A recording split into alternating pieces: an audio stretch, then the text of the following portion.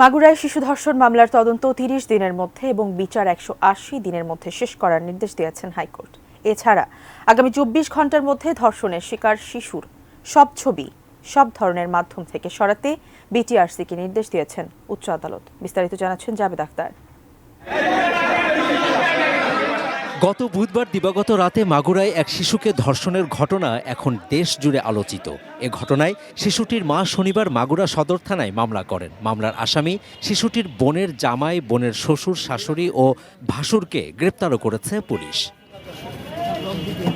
ধর্ষণের সঙ্গে জড়িত ব্যক্তিদের ২৪ ঘণ্টার মধ্যে বিচারের দাবিতে রোববার সকালে মাগুরা চিফ জুডিশিয়াল ম্যাজিস্ট্রেট আদালত চত্বরে অবস্থান নিয়ে বিক্ষোভ করে শিক্ষার্থীরা। পরে পুলিশ ও সেনাবাহিনীর আশ্বাস পেয়ে দুপুর ২:৩০টার দিকে তারা কর্মসূচি প্রত্যাহার করে।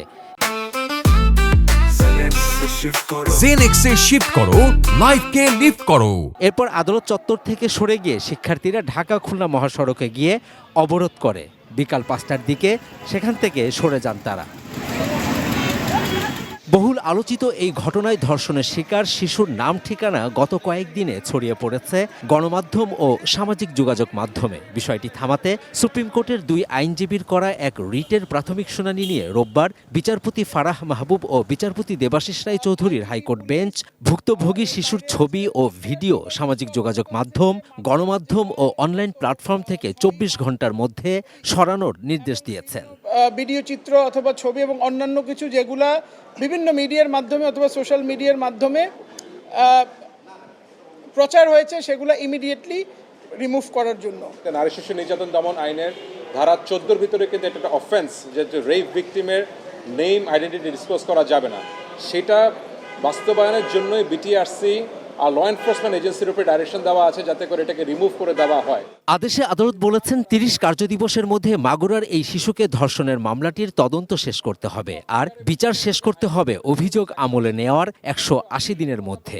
কোর্ট যখন দেখলো আইনের ভিতরে ১৮০ দিন দেওয়া আছে, কোর্ট সেটাকে আর ট্রাভেল বাইপাস করতে পারলো না। তার জন্য কোর্ট বলে ১৮০ দিনের মধ্যেই যেন কমপ্লাই করতে হয়, ১৮০ দিনের মধ্যে যেন বিচারটা শেষ করা হয়। উচ্চ ক্ষমতা সম্পন্ন তদন্ত কমিটি করার নির্দেশনা দিয়েছেন এবং এই তদন্ত কমিটিকে বলেছে যে একটা গাইডলাইন বানাতে, যাতে করে এই যে সারা দেশ জুড়ে এই নারীর বিরুদ্ধে সহিংসতা হচ্ছে, এই সহিংসতা দমনে ভিকটিমদেরকে সাপোর্ট দেওয়া যায়।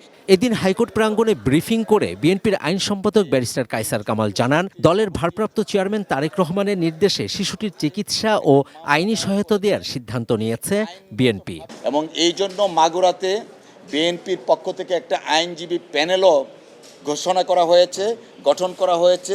আইনগত সহায়তার ক্ষেত্রে আইনজীবীদের যে একটা খরচ থাকে, সেই খরচটাও জনাব তারেক রহমান সাহেব ব্যক্তিগতভাবে বহন করবেন। উন্নত চিকিৎসার জন্য ঢাকা মেডিকেল কলেজ হাসপাতাল থেকে শনিবার ধর্ষণের শিকার শিশুকে ঢাকার সম্মিলিত সামরিক হাসপাতাল সিএমএইচে নেওয়া হয়। রোববার সকালে তাকে দেখতে সিএমএইচে গিয়ে স্বরাষ্ট্র উপদেষ্টা অবসরপ্রাপ্ত লেফটেন্যান্ট জেনারেল মোহাম্মদ জাহাঙ্গীর আলম চৌধুরী বলেন, দোষী ব্যক্তিরা যেন কোনোভাবেই ছাড় না পান এ বিষয়ে স্বরাষ্ট্র মন্ত্রণালয় সোচ্চার রয়েছে। Javed Akhtar, ATN news, Dhaka.